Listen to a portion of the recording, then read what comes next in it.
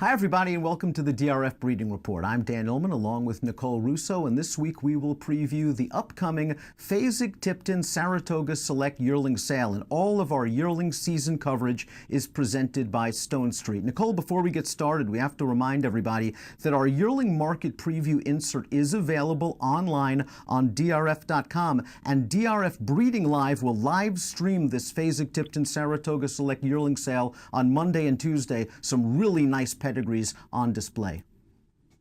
Yeah, definitely. This is really the big kickoff to the yearling sale season. Of course, we had an early look at the market at the Fasig-Tipton, Kentucky July sale, but this is the first really boutique auction that your high-profile consigners, high-profile buyers target.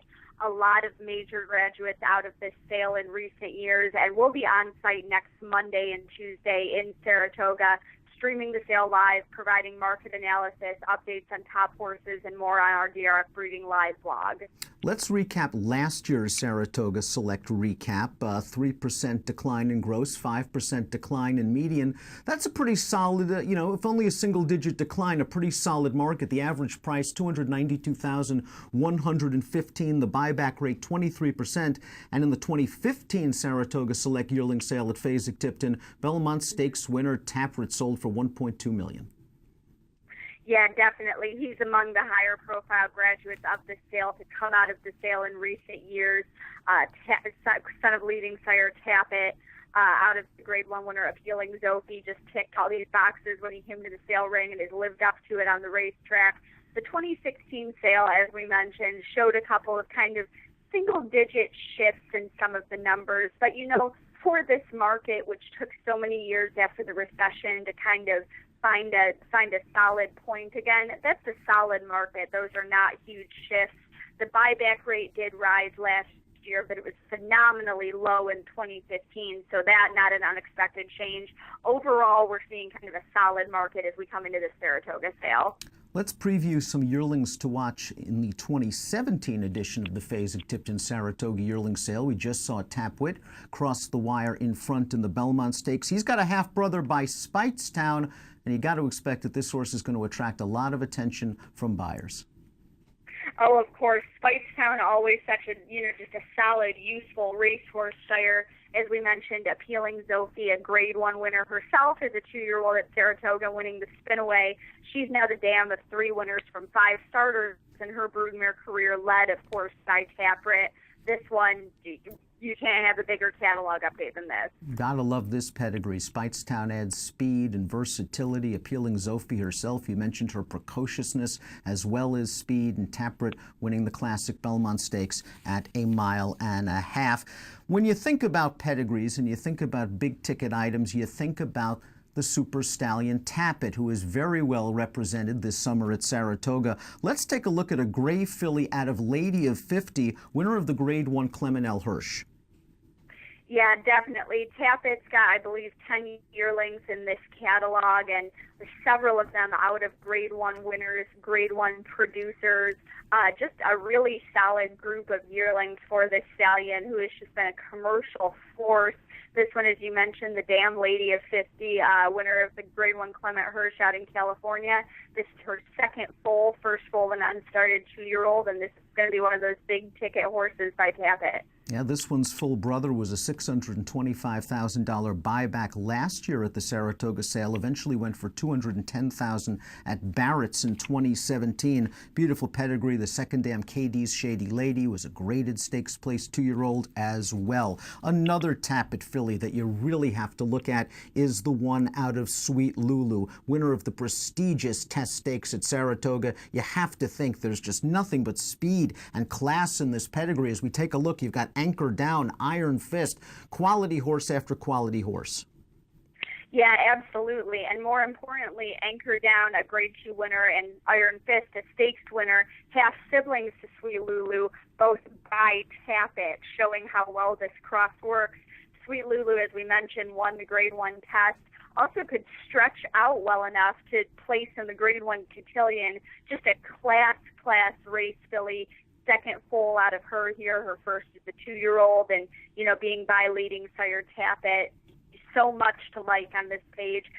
this has got to be a contender to top this sale, I think. Her first foal, that Warfront Colt, sold for $700,000 as a yearling. We'll move on to another great Tappet filly, this one out of Last Full Measure, who won the Grade 1 Madison Stakes. But as we see from this pedigree page, there's class throughout the pedigree. The second dam, Lazy Sluzen, also a Grade 1 Stakes winner. Yeah, multiple Grade 1 winners, Lady Sluzen, and Last Full Measure by Empire Maker, who I think is an emerging broodmare sire, her best runner. Won that Madison at Keeneland. I think maybe injects a little bit of speed into this pedigree with Tappet being such a classic sire, Empire Maker being a classic sire, and Last Full Measure sold for $1.5 million herself as a broodmare prospect at Keeneland November a couple of years ago.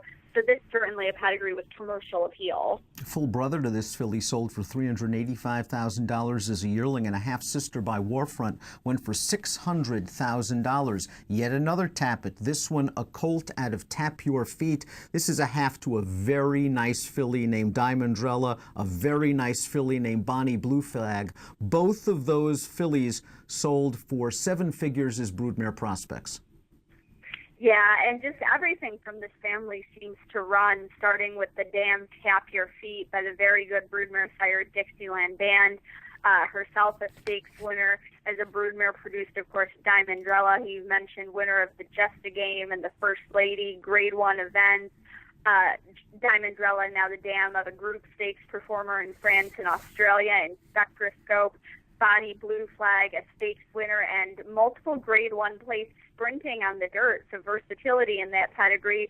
And then another half-sister, there's the dam of Nikki Smarty Pants, a Grade 3 winner up in Canada. Just such a productive family that would have appeal anyway, and then you put a leading sire into the mix, and it's really an interesting page here, I think. It's an unbelievable pedigree coming up for hip number 135. This is a filly by Warfront out of Mary Inskeep. As you see, she is a half-sister to a European champion in Peeping Fawn, a Group 1 winner in France in The Way You Are, and the pedigree just doesn't get better. The second dam, Blush with Pride. This filly already sold for $650,000 as a weanling, and as a half-sister by Fastnet Rock that went for $1 million as a yearling. Yeah, absolutely. I mean, Warfront is really one of the only other young stallions who's rivaled Tappet's commercial dominance in recent years.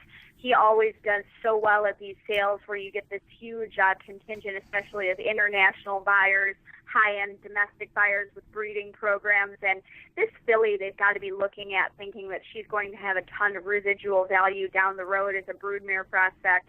Of course, her dam, Mary Inskeep, the dam of that European champion Peeping Fawn, now a stakes producer herself, and of another Group 1 winner. The second dam is a broodmare of the year, and Blush with Pride, winner of the Kentucky Oaks. Blush with Pride produced broodmare of the year, Better Than Honor, the dam of a pair of Belmont Stakes winners. So many good racehorses, and more importantly, so many good broodmares in this filly's pedigree. We talked about some of the great stallions of the game, Tappet and Warfront. But part of watching and part of the fun of watching this sale is the emerging young stallions. And Cairo Prince did very, very well at Facing Tipton earlier this summer. We're going to take a look at Cairo Prince winning the Nashua back in 2013 as a 2-year-old. And there's a lot of buzz about this young stallion. Yeah, absolutely. Cairo Prince has always been very well regarded, multiple graded winning young son of Pioneer of the Nile.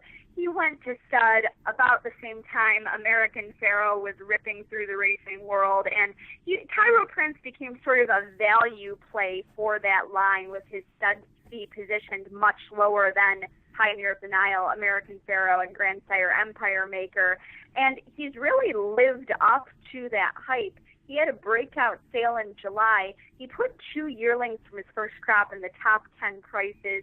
He had a $265,000 colt and then a $260,000 colt on several other 6-figure horses. They're very well regarded. They're very athletic horses, and I'm really interested to see what he does moving to this bigger market in Saratoga. Another young stallion looking to make his mark at this sale has deep Saratoga roots. That is the beautifully bred Will Take Charge. We're going to take a look at him winning the Midsummer Derby, the Travers. He was just such a big, athletic, good-looking, well-bred horse that could carry his speed at distance of ground. All the attributes you're looking for in a stallion. Yeah, and he seems to be passing his attributes on to these first yearlings as well.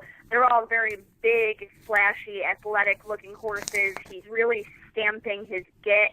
His first weanlings to come to sale last fall led first crop weanling sires by average.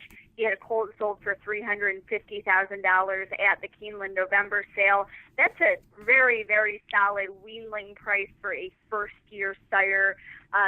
These have always been well-regarded horses, and again, this is the time of year when you start looking at these first-year sires to step up. For the latest updates, you can follow Nicole on Twitter at DRF Russo and DRF Breeding at DRF Breeding. Remember, we will be streaming this sale live on DRF Breeding Live Monday and Tuesday. Our entire yearling season coverage is presented by Stone Street, and we'll be back next week to recap.